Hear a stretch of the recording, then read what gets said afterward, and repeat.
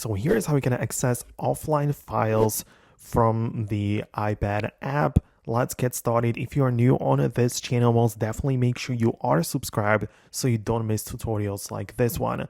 Obviously, you can go to the Files app of the iPad, and the important thing is to browse the location. So on the left panel in there, when you click on it to slide it out, you can see we have a bunch of different locations, but the main ones are the iCloud Drive and the On My iPad.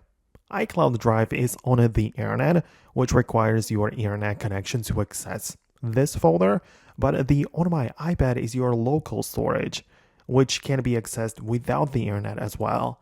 And the point is that you might have some files in the iCloud which are only accessible with proper internet connection. And if you want to access those files offline, just make sure you move it to the local storage, right? So you can literally just grab the file, move it to the On My iPad, and there it will be saved to the local storage, as I said.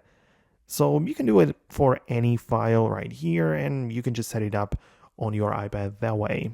Keep in mind that some apps might also by default select the cloud storage instead of the local storage. A good example is the Safari web browser, because you can find it inside of your settings like this. And when you notice the downloads section within the Safari web browser, you'll be able to see that the default location might be set to the iCloud Drive. It just means that whatever you download from the internet will be put to the internet location and not to your offline On My iPad location. So you might want to change it to the local storage to make sure that every file that you download from now on will be saved and accessed offline as well. So I hope it makes sense. I tried to articulate and explain it the best I could. So let me know in the comments below if you have some additional questions about this. But I'm going to wrap up the video right now. Thanks a lot for watching, and I'll see you later in the future tutorials.